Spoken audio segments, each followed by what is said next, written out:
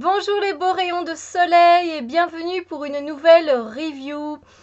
Et oui, aujourd'hui je vous présente l'oracle des runes de Gulliver l'aventurière et de Lyra Séoltoire en espérant que je n'écorche pas les noms. Voilà, voilà. Un très bel oracle et surtout un très bel outil, je dois le dire. Alors moi, je ne me suis pas encore mise à travailler sur les runes à proprement parler. Donc voir arriver cet oracle entre mes mains, ben c'est super parce que c'est sur ma wishlist de l'année prochaine d'apprendre à travailler avec les runes. Voilà, cette année c'était d'approfondir le normand. Chose faite d'ailleurs, et donc voilà, une chose que j'ai envie d'apprendre l'année prochaine, c'est d'apprendre à travailler avec les runes. Et donc ravie évidemment d'avoir reçu ce coffret avec ces cartes oracles runiques, si on peut dire ça comme ça. Donc très beau travail qui a été réalisé par deux femmes. Magnifique le travail, voilà, c'est vraiment un travail d'équipe qui a été voilà, très bien réalisé. Qu'est-ce que je peux vous dire d'autre? Donc vous pouvez trouver donc ce jeu aux éditions Guy Tré Daniel, aux éditions Vega. Donc voilà. Donc voilà, c'est une boîte rigide, bien solide. Voilà, voilà. On a le petit livret d'accompagnement et on a les cartes. Alors ici, je vais quand même vous lire pas mal de choses parce que je trouve que c'est important de connaître un peu quel est voilà, comment on procède avec les runes exactement. Et moi, j'aime bien la vision des auteurs, en fait. J'aime beaucoup. D'ailleurs, évidemment, j'ai pas mal surligné, comme vous pouvez le constater, parce que je trouvais ça très intéressant. Alors, voilà. En magie, on dit donc généralement que les runes sont des signes représentatifs d'une image, d'une idée ou d'un but à atteindre. Euh, En fait, en ce qui concerne les runes, apparemment, on a attribué leur découverte au dieu Odin, en fait, qui, à la suite d'une épreuve initiatique auto-infligée pendant laquelle il s'était suspendu 9 jours et 9 nuits, le torse transpercé d'une lance au tronc d'Yggdrasil, l'arbre du monde, pour recevoir la connaissance du savoir occulte. Voilà. Et donc, apparemment, il aurait reçu donc, le message des runes en ayant fait cette initiation. Voilà.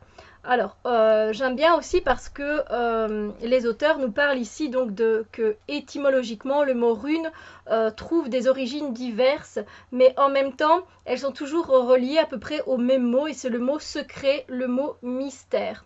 Donc voilà, ça en fait du coup un bon outil pour cacher les secrets aux yeux des indiscrets. Je trouvais ça très bien dit.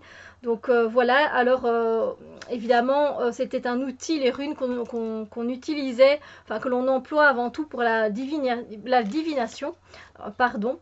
Et en gros, qu'est-ce que c'est que donc les runes? Comment sont-elles composées? Elles sont composées en fait en 3 familles, c'est-à-dire que il y a 24 signes distincts qui résument en fait les grandes lignes de la vie humaine. Et ces 24 signes que l'on appelle futarques, qui est un alphabet en fait, sont répartis en 3 aètes, en 3 familles. Voilà, donc de 8 runes chacune, donc 3 x 8, 24, voilà. Qui sont, ces 3 familles sont placées en dessous d'un dieu, en fait, d'une déité, sous l'égide d'une divinité.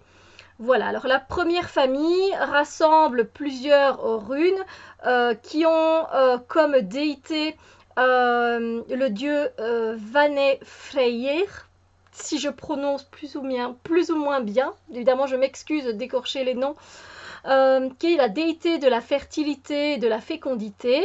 Et donc du coup cette famille rassemble les runes les plus matérielles de toutes, ayant attrait à la vie quotidienne comme la prospérité, la force, l'épreuve, la parole, le voyage, le feu, le don, la joie.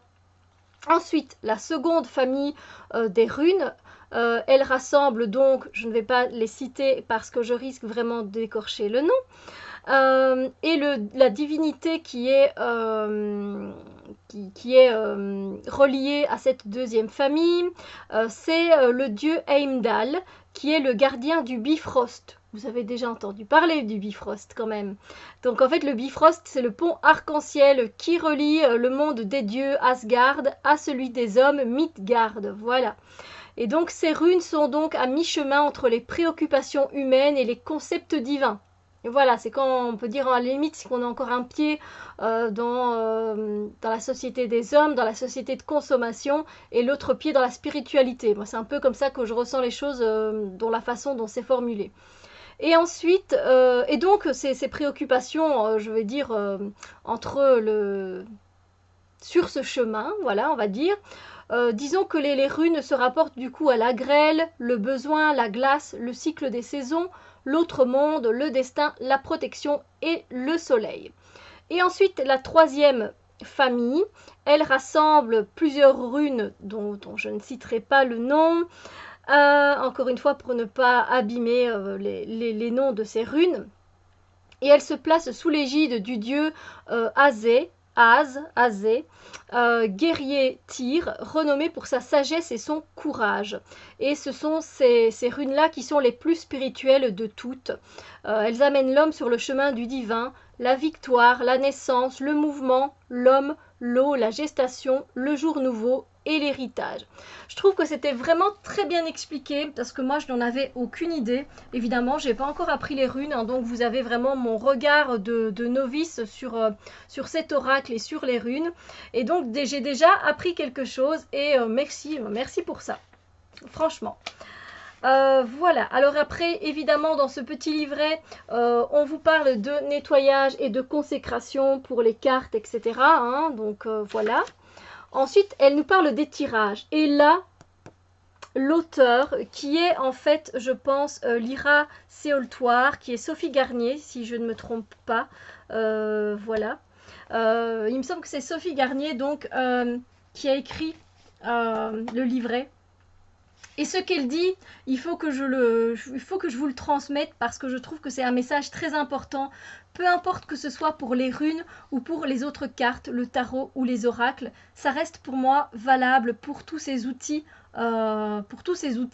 Donc je vous fais part de ce qu'elle a écrit et je suis 100% d'accord avec ça. J'ai le même ressenti, c'est sûr et certain.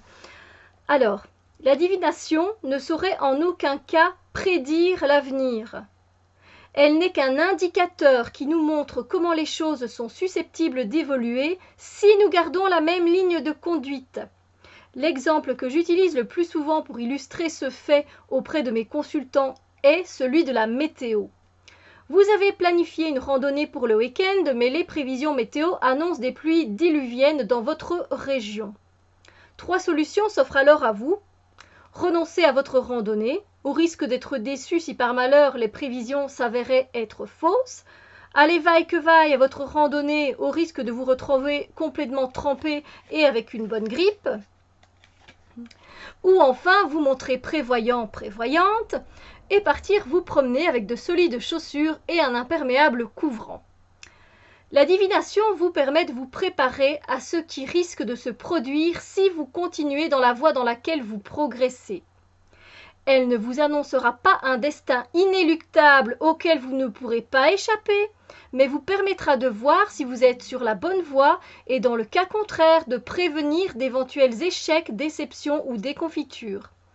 La divination ne permet pas toujours d'échapper à un résultat négatif, mais elle donne des clés pour se protéger et appréhender l'avenir en étant suffisamment armé pour y faire face. N'oubliez jamais que votre destin est entre vos mains et que seules vos décisions vous mèneront là où vous désirez aller. Plus que les 2 pouces en l'air. Hein. Franchement, j'ai lu ça, je me suis dit mais c'est tout à fait la façon dont je ressens les choses. J'ai dit waouh. Je dis waouh, il faut absolument que je transmette ce message parce que pour moi c'est... Voilà, après on a chacun notre propre vérité, on a chacun notre propre ressenti quant aux outils de divination qu'on utilise, etc. Mais là, elle a exactement dit ce que je pense au fond de moi, donc merci. Franchement, j'adore. Donc voilà, donc là on est dans les tirages et j'ai adoré la façon dont elle a commencé son introduction sur les tirages. Ensuite, on nous parle du conseil. Évidemment, le conseil, c'est le tirage d'une carte. Il y a d'autres tirages, hein, donc elle appelle la balance, le masque. La balance, c'est le pour et le contre. Il y a plusieurs tirages comme ça. Il y a l'Yggdrasil, hein, donc qui est l'arbre sous lequel s'est suspendu Odin. Donc voilà. Il y a le tirage du dialogue. Il y a voilà. Et il y a quelques conseils. Donc ça, c'est super sympa. Et ensuite, on a les 24 runes. Et là, je peux vous dire que la signification des runes est très complète. Parce que, comme elle le dit, elle l'a choisi. Je ne sais plus où j'ai lu ça du coup. Ah, je ne sais plus.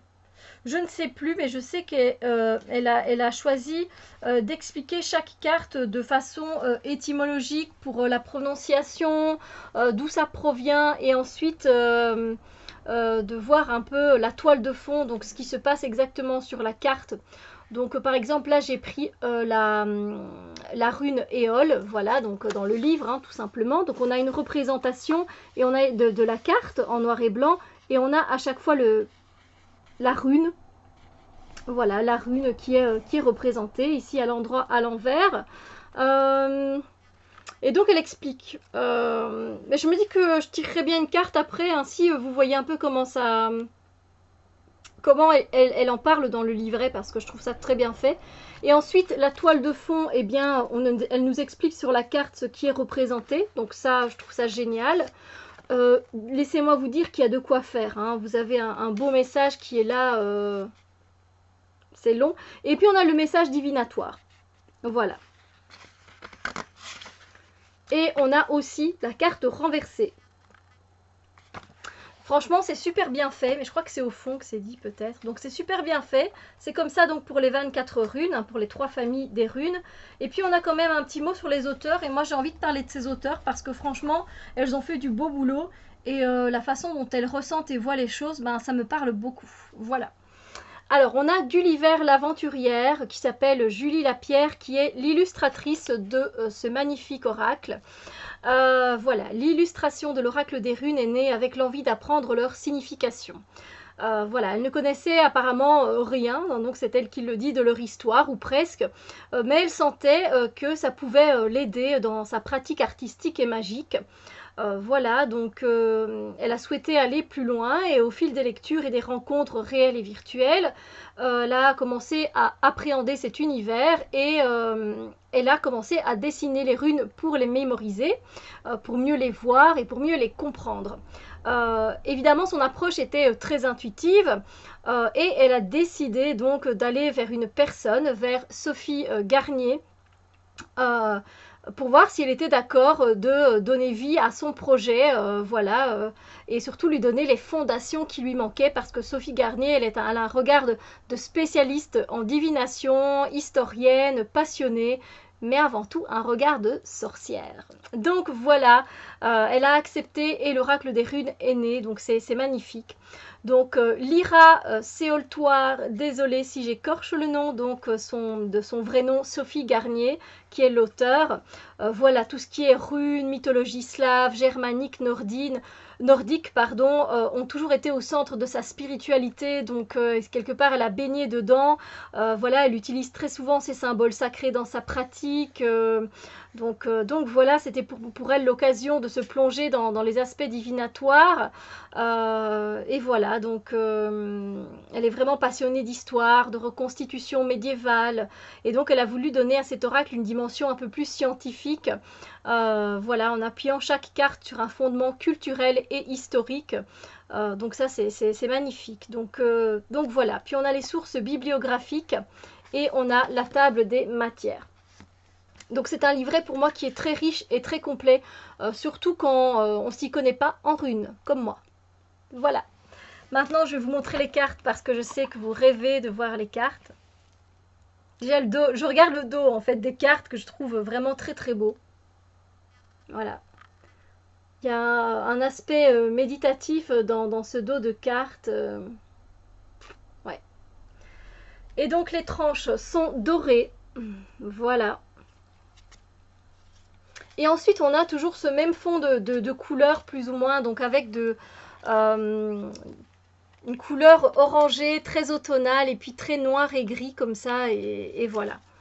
Et je trouve que ça va plutôt bien à ce monde nordique, à ce monde des runes, voilà.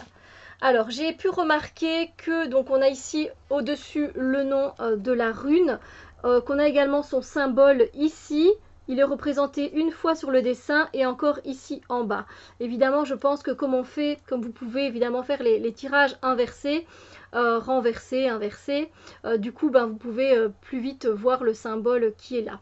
Donc voilà, moi la dernière carte que j'ai tirée, c'était, je vais pas écorcher, j'ai peur d'écorcher le nom, Ingwaz. Je suis pas très sûre. Mais voilà, oui, c'était la dernière carte et c'était très, très belle signification. J'étais contente. Donc voilà. Euh, je vous laisse admirer le travail de l'illustratrice. Et ça me donne envie de plonger et moi aussi de mémoriser les runes et puis voilà, et puis de travailler avec. Donc on est quand même au mois d'octobre, donc voilà, la fin de l'année approche et finalement on arrive bientôt en 2019 et je pourrai me plonger dans l'apprentissage des runes. Et j'ai en plus de ça un magnifique oracle qui pourra m'aider. Donc voilà, avec un livre, un livret qui est riche historiquement parlant. Donc c'est magnifique. Moi qui ai toujours cette soif d'apprendre, je suis comblée.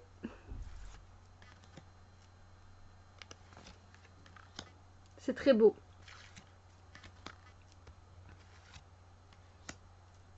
Magnifique, magnifique.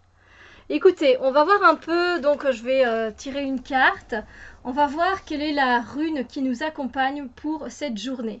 Je ne nomme pas cette journée, je ne date pas, pardon, cette journée, car voilà, peu importe quand vous regarderez cette vidéo, voilà, c'est la rune qui vous accompagnera tout au long de la journée. Voilà.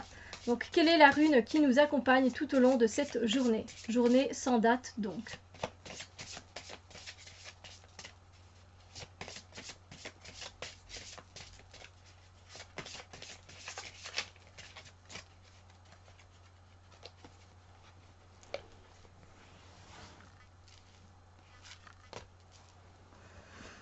Alors, j'espère que je prononce bien, mais la rune qui nous accompagne tout au long de cette journée, c'est la rune Otala, si je prononce plus ou moins bien. Donc voilà, cette rune ressemble à ça, symboliquement, et l'illustration est magnifique. Hein. On va voir un peu donc ce que ça nous apprend et de quelle famille elle fait partie. Je vais directement aller à la table des matières. Alors, Otala, si je prononce bien.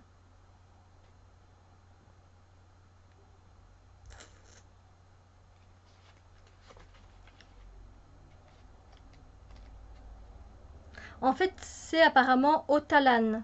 Oui, vous allez la retrouver sous Otalan. Et je ne sais pas si c'est normal qu'il manque un N ou pas. Donc vous voyez ici c'est Otalan. Et ici c'est Otala. Donc voilà. Apparemment même sur l'illustration ici il y a un N. Donc voilà. Je ne sais pas si c'est un petit défaut d'impression, mais peu importe pour moi. Voilà, on va voir tout de suite quels sont donc les bienfaits de cette rune pour nous aujourd'hui. Donc, il y a quand même pas mal à lire, hein, surtout qu'elle parle de phonétique au début.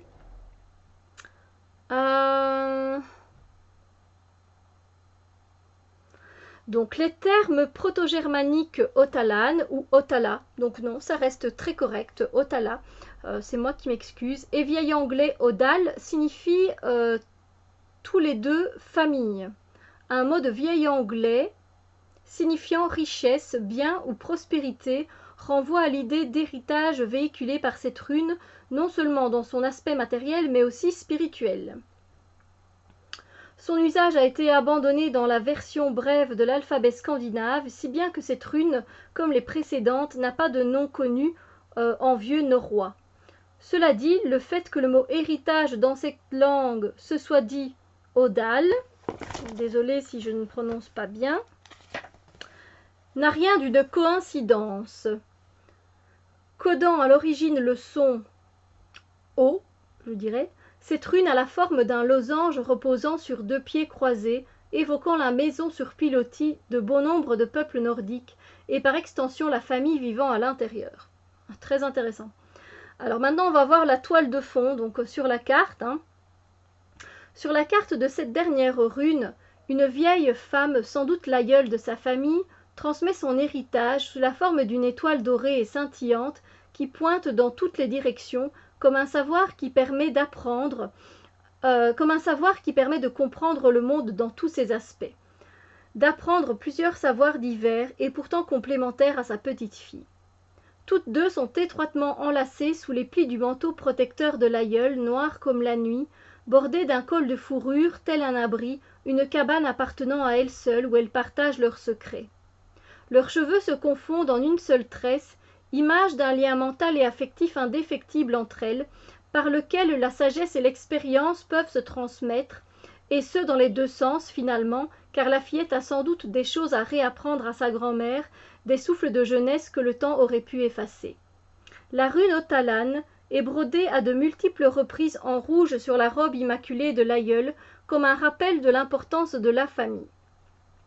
La société nordique était effectivement fondée sur une structure familiale, incluant naturellement les parents et les enfants, mais aussi les anciens, les éventuelles concubines, les frères jurés, amis très proches se constituant en serment fraternel d'entraide et de soutien inviolable à la suite d'un rituel complexe et parfois douloureux destiné à se substituer au lien du sang, les membres adoptifs, parents ou enfants, et même dans certains cas les esclaves faisant partie intégrante du foyer. Cette structure reposait essentiellement sur le couple central de la maisonnée, le chef de famille, époux, et sa première épouse. Voilà. Alors Bondi, donc Bondi en fait qui vient de husbandi, qui a donné de l'anglais husband, donc le mari, l'époux, signifie homme libre et désigne le citoyen lambda de la société viking. Avant tout propriétaire de terre qu'il transmet héréditairement à ses descendants, il est le plus souvent un fermier possédant le droit de porter les armes lors des raids et des combats et de siéger à l'assemblée publique, le Thing, présidé par le Jarl, le chef de clan, durant laquelle sont prises les décisions politiques et juridiques. Alors, pour accroître ses richesses et subvenir aux besoins de sa famille, le Bondi, donc l'époux, le chef de famille, prend souvent part aux expéditions dont il espère revenir auréolé de gloire et possesseur de davantage de biens à transmettre à sa descendance. En son absence, c'est donc l'épouse qui se retrouve en charge du foyer et de la famille. On disait d'ailleurs d'elle qu'elle était souveraine. Je ne vais pas lire les 3 mots de suite qui sont indiqués, mais on disait qu'elle était souveraine. Les 3 mots qui sont indiqués veulent dire dans l'enceinte sacrée du foyer, tandis que l'homme était à l'extérieur. Cette distinction plaçait donc la femme, malgré une société patriarcale, dans une position dans laquelle elle jouissait d'un certain pouvoir et d'un respect qui lui permettait de faire valoir ses droits de citoyenne de façon plus avancée que dans d'autres pays européens à la même époque. Très intéressant. Malgré la polygamie des hommes et le fait que les concubines vivaient sous le même toit que l'épouse légitime, cette dernière était la seule à posséder l'autorité, et seuls ses enfants pouvaient prétendre à la succession. Toujours présente au sein du foyer, alors même que son époux en était souvent absent, elle portait en permanence les clés de la maison à sa ceinture, symbole de son autorité, et c'est à elle que revenait de transmettre les traditions, le savoir-faire agricole et artisanal, en particulier le tissage, et l'instruction des enfants. Gardienne des coutumes familiales, elle veillait également sur les secrets et le culte religieux, puisque les Vikings n'avaient pas de temple à proprement parler, mais rendaient un culte aux dieux dans l'enceinte de leur propre maison, qui devenait alors elle-même des temples. La plupart des pratiques magiques, le fameux Seidr en tête, n'étaient ainsi pratiquées que par les femmes. Il est également intéressant de se souvenir que la société viking cherchait à préserver ses membres les plus faibles, infirmes, malades, vieillards seuls, pauvres, etc., via un devoir social d'assistance appelé épre. Quand le malheureux n'avait plus ou pas assez de membres de sa famille pour le protéger, le district, la province ou le land tout entier pouvait lui apporter son assistance.